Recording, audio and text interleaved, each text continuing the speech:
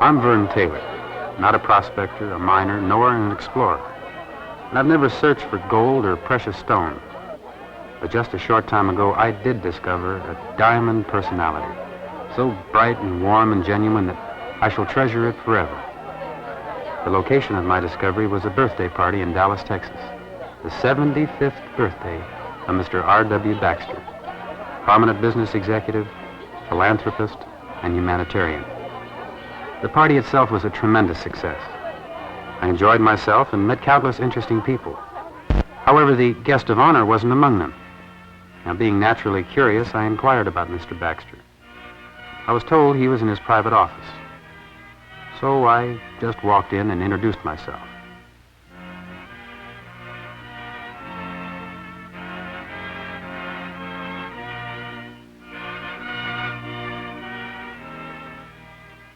"75 candles. That's a lot of years. Sure a good-looking cake. See, 75 years ago. What was that date?" June the 22nd, 1885. And the place was about 5 miles south of Monticello, Arkansas. Was your father in business there in Arkansas? Well, he was in several. He ran a gin and farmed, and still he ran a little store at the same time.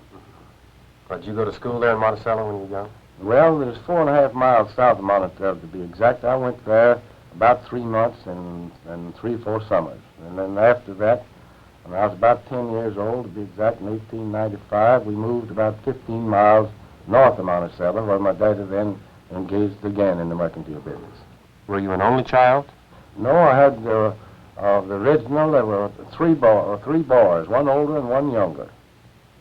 But my father married again, and then they raised another family, of the half crowd, we call them. Oh. Well, what grade were you in there when you were 10 years old? We didn't talk about grades. We didn't know what grades meant. We just had reading, writing, and arithmetic. And very little arithmetic. But I did get fairly good on raised practical arithmetic when I was even 10 years old. Well, Mr. Baxter, what did you do up in Monticello? Well, I worked in the store and then helped on the farm work for about a year. That was at Rock Springs. And then we moved to another place about 2 or 3 miles from there. And mostly that we ran a sawmill and another little store for about 3 or 4 years. That would bring us up to about 1899. Well, I understand that you left home at a very early age. Yes, and that was in the second week in September, 1899. My stepmother had a mother and father by themselves, about 10 miles from there. And after thinking it all over, we thought it was the best thing to move out. So I got an old gray horse, packed what little belongings I had in the pillar slip, had 35 cents in money, and I had to take a crutch along a little because I had a crippled up leg. And then I moved there and stayed there and remained there for the balance of that year and all through 1900. You left home then, or did you stay? No, then I changed locations there and moved to another little town we called Florence.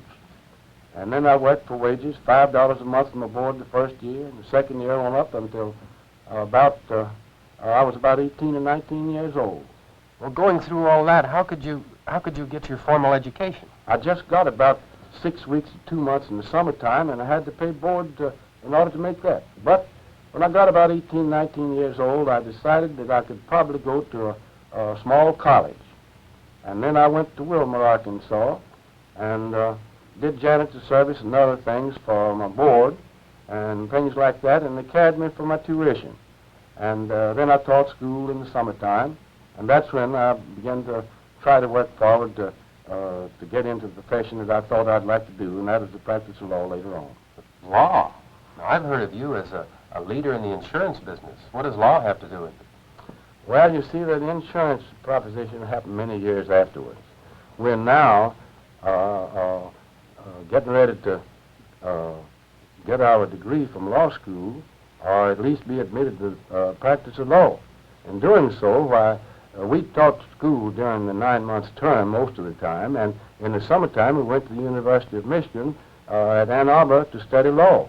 And that went on for several years until the fall of 1912, we opened a law office and began the practice of law at Warren, Arkansas in September 1912. Then, soon after that, or some months after I'd been there, I was very familiar with the town anyway, they elected me city attorney. And then, after 2 or 3 years, or 3 or 4 years, why, then they persuaded me to run for legislature. And I was elected and served in the legislature of 1917. State legislature? Well, you didn't continue in your political career. Oh, no. 2 things interrupted it. One of them, I got sick in the legislature. And then I made another decision. I decided to retire a black-headed school teacher, of course with her permission, you know. You're talking about your wife. That's right. Still have the same wife, and soon be 42 years, and she still hasn't got a gray hair in her head. Well, after you're married, you started in your insurance business. Oh, no. Still later. We've had a couple other professions before we get to the insurance business. Our next step was that we had an opportunity to go to Dermot, about 30, 40 miles from Warren, and engage in the retail lumber and feed business, which took for the next 5 or 6 years. And we married in July 1918, and we immediately opened up a residence in Dermot. That continued on for some 5 or 6 years.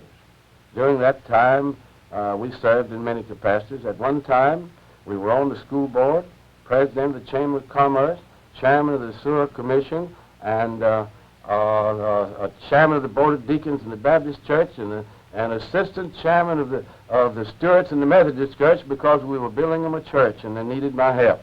Well, you were busy. Quite busy. You said feeding lumber. You know, I've often wondered what those old sawmills looked like. Well, that depends. We had all sorts. We had what we called a little groundhog mill. Groundhog? Yeah.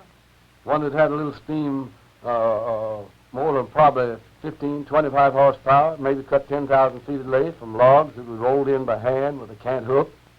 But most of my experiences haven't been in that line. Mine has been most liquidating big mills, where they'd cut out the timber, and they had circular saws, of course, but mostly they had band mills and edgers and things of that type. But the sawmill business now is like all other things. It's way ahead of those groundhog mills of those days. Feed business? You mean farm animals and such? Oh, no. I mean especially milk cows. And in our territory, we had one point, especially, that we wanted to get that kind of business. We were unable to get any kind of approach to get to the owners of the dairy herds. Finally, we conceived the idea that we would get the name, meaning that it'd take a census of every cow that is being fed in that entire locality. And we did that, together with the owner. Then we addressed a letter to the cow. For instance, we'll say her name is Old Pied. We addressed it to Miss Pied in care of the owner. You wrote letters to the cows? Wrote letters to the cow and sent it to the owner. And it just created a regular riot. I guess it did. And we got an interview with every one of the dairy herds in that territory. In less than 6 months, we had 95% of all the business being fed to the cows in that neighborhood. Well, was that lumber and feed business a good business? Was it profitable? Very good and very profitable. We finally sold the business out in 1926. And it wouldn't serve any purpose to go through details, but anyway, when I pulled out, I was worth less than $2,000, nothing, when I went into the lumber business, and I came out with about $40,000 cash. And that happened in 1926. Well, Mr. Baxter, when did you get into the insurance business?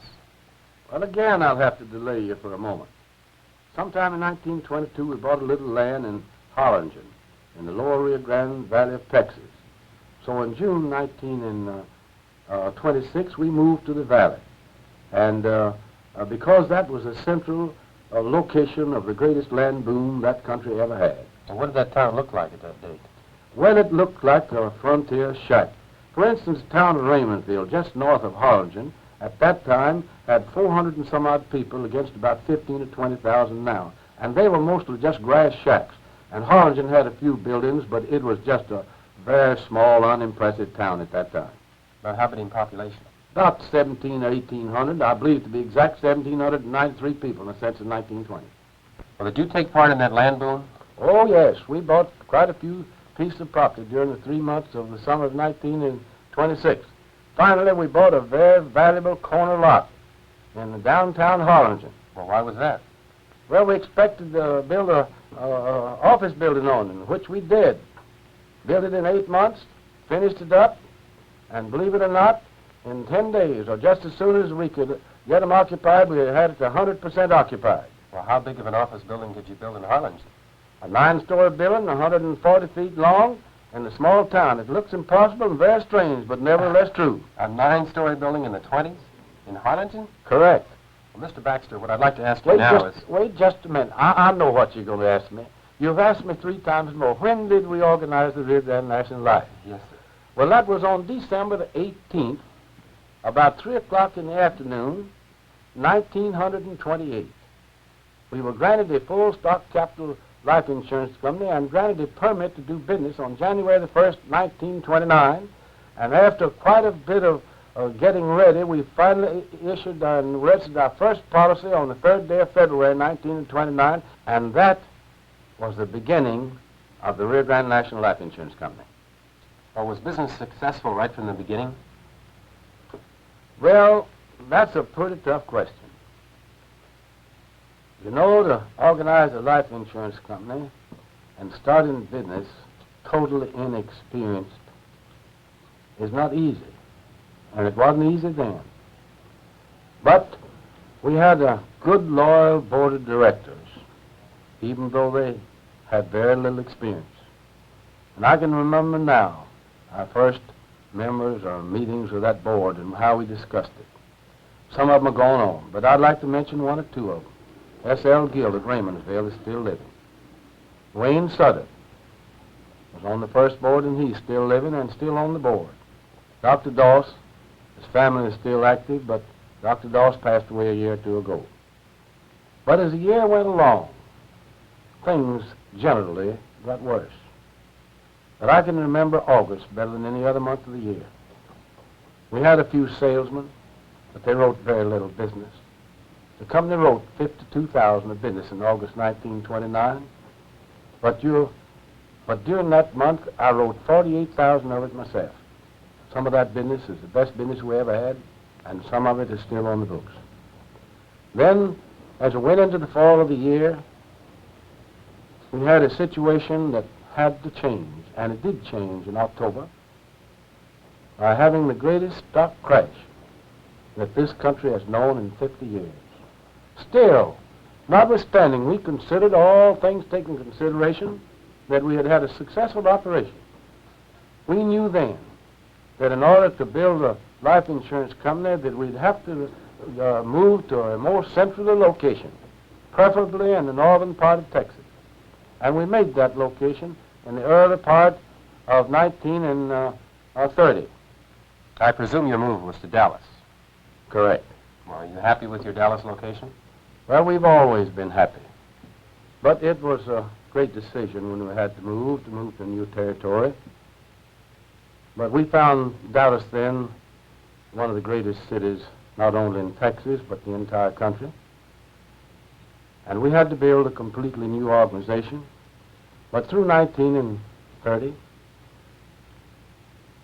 31, 32, and the first part of 33, we made quite a bit of progress and got in quite a few ordinary salesmen.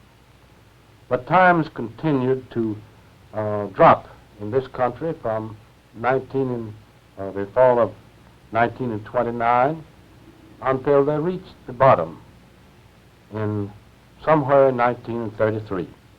But during that period, we wrote small policies, but we did get something like $5 million to business in force. But we were faced in 1933 to make the greatest decision the company ever had to make. And that is the kind of sales organization we would build or try to build. And we finally came to the conclusion that of the amount of money that we could collect, that the easiest way, and apparently the only way we could make a success was to sell on a weekly and a monthly basis. And that's the kind of an organization we had. So, beginning with the third week in June 1933, we issued our first weekly premium policies. And I believe that 1933 is the only year that we ever through an actual loss, maybe 1932. But beginning with 1934, good times and bad times, here in Dallas and throughout our territory, we've always been able to make some kind of increase. So you asked me, was I satisfied with the move and the progress? I'd say, taking everything into consideration, we're not only happy, but we are pleased that we made not only the decision to move to Dallas, but happy that we went into what we call a combination company, because we believe that was the only road we could have taken to make a success that we have today. Well, Mr. Baxter, in building a business of this size, you must have had a tremendous amount of help. That's true enough. But first, we had to have the help at home, where it counts the most. Sally Baxter, my wife. She's known by everyone everywhere in the neighborhood as Sally. Even my office helpers, some of them call her Sally. They know her so well. Then we have 4 boys. The eldest one is now president of your company, R.P. Baxter. He came up in the sales department.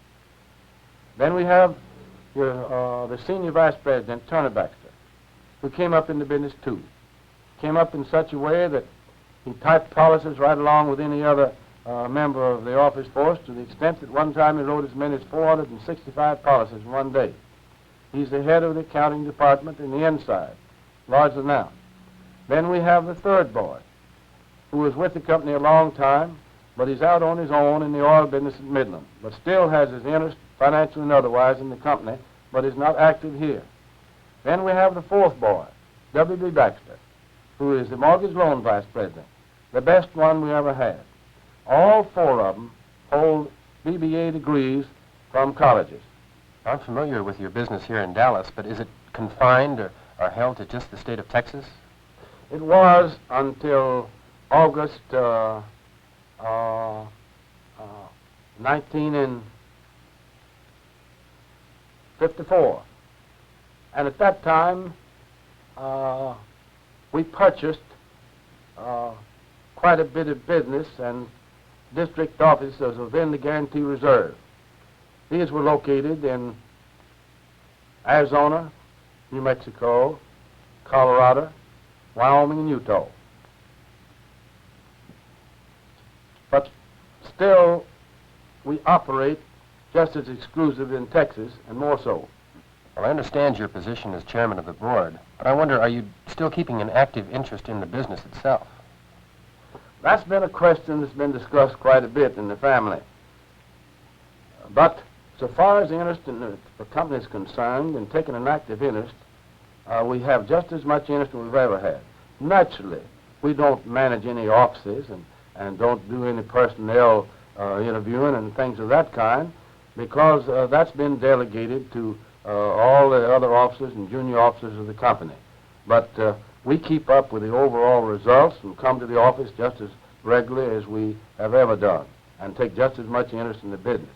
In fact, we keep up with the progress now in some ways better than we ever did, because we don't have as much detail to do. As Mr. Baxter continued to talk, I was fascinated by his detailed description of the regular morning board calls for the sales force, which he conducted for so many years. Plus the fact that even at the present time, he remains just as active as he's always been. Massey.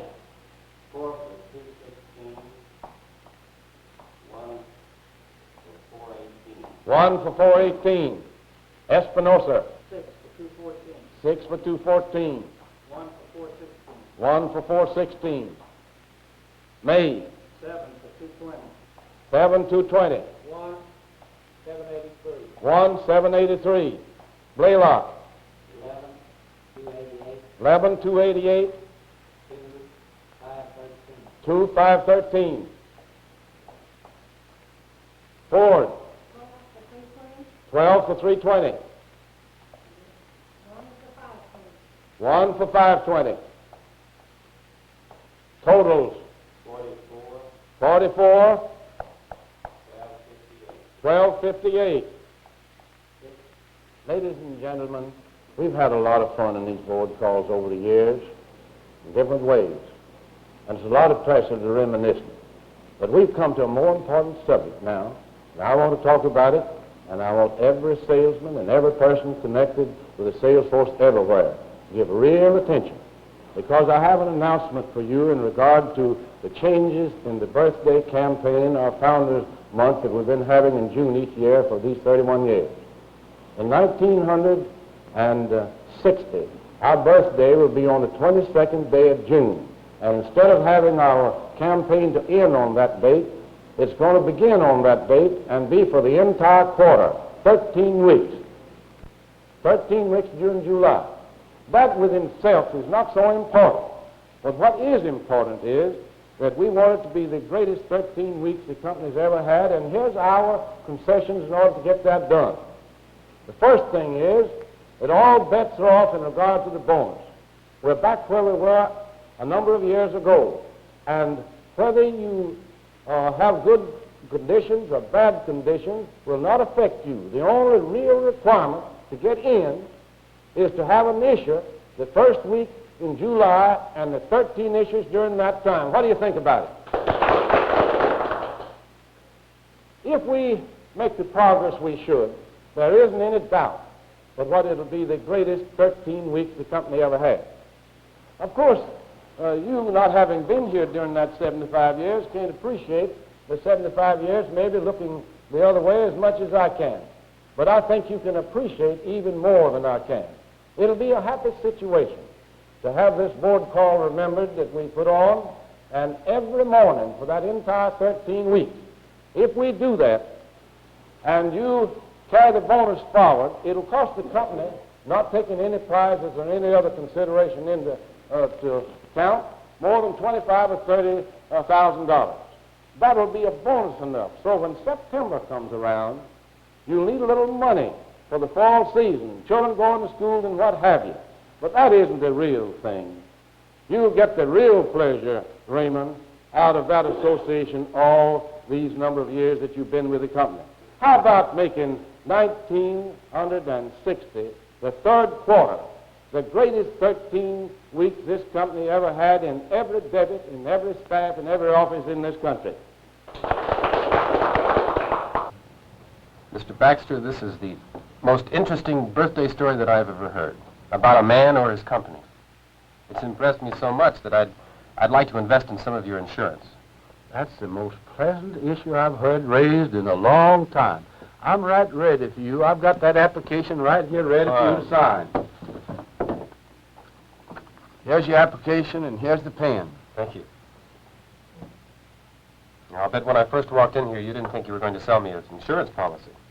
Why do you think I told you that story, huh?